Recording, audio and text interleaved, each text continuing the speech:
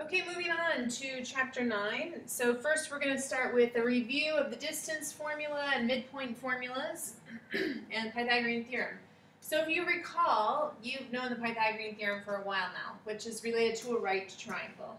And in your right triangle you have leg A, we have leg B, and we have hypotenuse, which we often call C. And then with that we knew that if you took the length of the hypotenuse and squared it, it would equal the sum of the squares of the two legs. So a squared plus b squared equals c squared. Well, the distance formula is actually just the Pythagorean theorem, right? If you have 2 points, say we have a point here and a point here in our coordinate system, well, if this point is x1, y1, and this point is x2, y2, well, what do? You create a right triangle, right? And so here's my right triangle. I'm trying to find this blue length. So what do? Well, I would find this purple length, right? I would find the distance between these 2 points, the horizontal distance. How do you find the distance between 2 points? You take the difference between them, right? You subtract x2 minus x1. Once you find that length, you square it. That was the length of one of the legs of the right triangle. Then you find the vertical distance. How do you find the vertical distance? Well, you subtract the y values from each other right here. And once you find that distance, you square it, right? And so that's the other side of the right triangle. And then we know that in order to find this length, that's a squared plus b squared. But once you find a squared plus b squared, in order to find c, you would take the square root of both sides. So your final step is to take the square root of both sides. So otherwise, you can memorize the distance formula. I don't really recommend that. I recommend you think of it in terms of Pythagorean theorem, but this is the distance formula should you care to memorize it. Then you have the midpoint formula. Well, what is the midpoint? Remember, that's the point in between these 2 points. So if we were finding the midpoint up here, here's the midpoint, then how would you find that? Well, again, you're taking the average. So think of this as being the average. The average between our horizontal distance, that's right here, it would go up, and then my average between my vertical distance, that's right here, and those two averages give us the midpoint. So there you have it. Okay, so now practice those skills. How would you find the distance? How would you find the midpoint? Find an equation of a perpendicular bisector. So go ahead and pause and try these on your own, and then come back and see how you did. Okay, I went through these questions pretty quickly. I did not check my answers. So if you disagree with my answer, then please check with someone sitting near you to see if they agree, or point it out to me so I can fix it or so I know. But for question number 1, I got the distance to be 2 root 13 or root 52. The midpoint I got to be 2.5 or 5 halves or 2.5, negative 2. For number 3, this says perpendicular bisector. So first I have to find the slope that would be perpendicular to the given. So if it's line AB, I found the slope. This was step number 1, find the slope of line AB, and then find the perpendicular slope to that, which is the negative reciprocal. Remember, so the negative reciprocal, so if it's negative 4/3, then I flip it upside down, take the opposite sign. Then, because it's perpendicular bisector, I had to find the midpoint. That was step number 2. I found the midpoint to be 6, 1. So then I put it in point slope form. I didn't really specify a way of writing the final answer, but I put in my perpendicular slope, my midpoint, and I got y equals 3/4 x minus 7 halves, or 3x minus 4 equals negative 14. Again, I went through it quickly. If I have an error, let me know. Number 4 says, is this triangle isosceles or right? Well, I found the distances. None of them match up, so it's not isosceles. And then I found the slopes, and I found that the slope of segment AB is 1/2, and the slope of segment BC is negative 2. And because those are negative reciprocals of each other, there must be a right angle at B. Therefore, I just stopped and said this is a right triangle. Okay, moving on. So we learned about Pythagorean theorem, we learned about distance formula, and all of that actually combines to tell us something about circles and leads us to the equation of a circle. So it says, did you know? Analytic geometry uses algebra to investigate geometric figures. Plane curves having second-degree equations, which are circles, ellipses, hyperbolas, parabolas, are called conic sections, or simply conics, because they are obtained by slicing a double cone with a plane. So that's the visual, you can see it like that.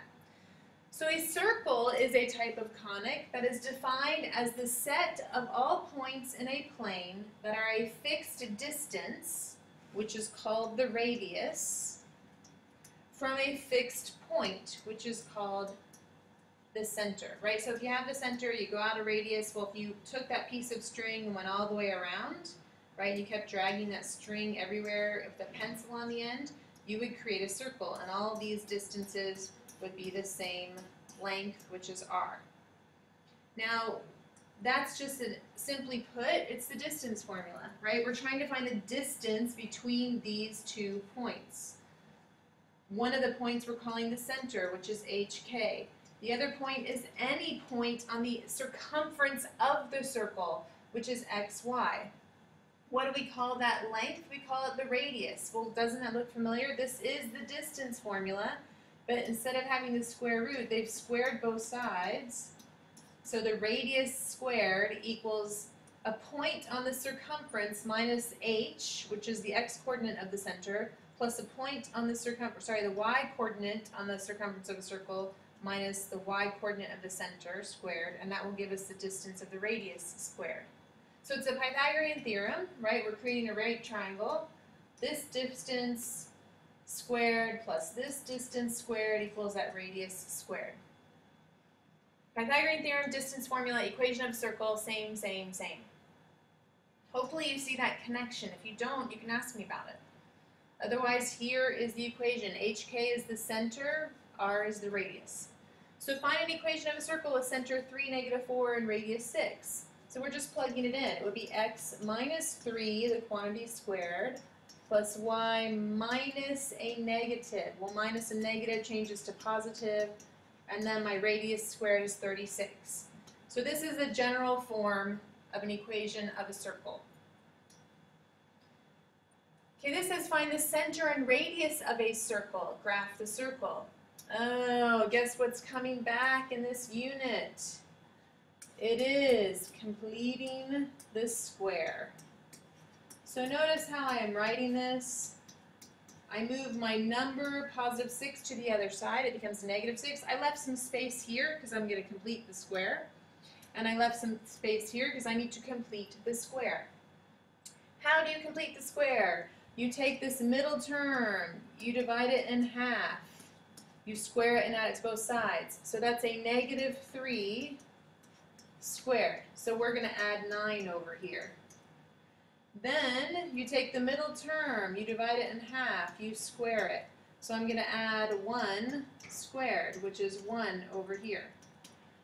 Now I factor that, so this becomes x minus 3, the quantity squared, plus y plus 1, the quantity squared.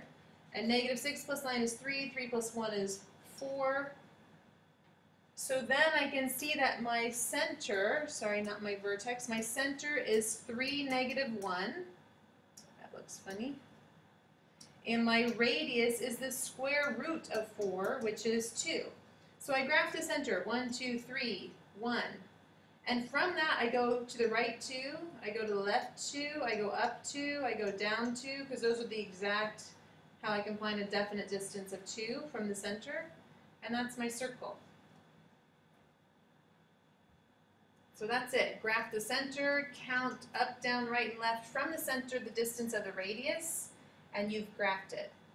So how do we take this general form and make it into standard form, or sorry, standard form, make it into this factored form? We had to complete this square. All right, so pause, maybe try to finish on your own, and then you can check your answers with me.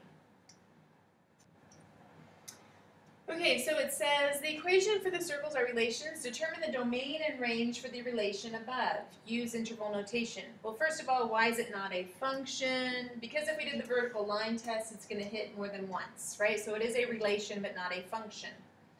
So hopefully you said the domain was caught in between 1 and 5. It doesn't go less than 1 or greater than 5, so it's caught in between. And your range is caught in between -3 and 1. But this new thing right here says use interval notation. We've never talked about that. So interval notation is using parentheses or brackets. If you use a bracket, then you are calling this an inclusive value. If you use a parentheses, that is an exclusive value. For example, we can translate this right here into the lower number first, the higher number second. And these brackets are telling me where we would include 1 in our solution set. So it's all the real numbers from 1 all the way up to 5, including 1 and 5. So you always start with your lowest number and then your highest number. So then for the second one, -3 is less than or equal to y is less than or equal to 1. That would be -3, comma 1, and it would be like that. Okay, now if you did y is less than or equal to 3, well, that would be your highest number you could have is 3, and it's inclusive of that. But it's less than or equal to, that means it goes all the way down to infinity. And you can't include infinity, so it would be parentheses, infinity, comma 3, interval, or sorry, bracket. But we'll talk about this stuff more as the unit goes on.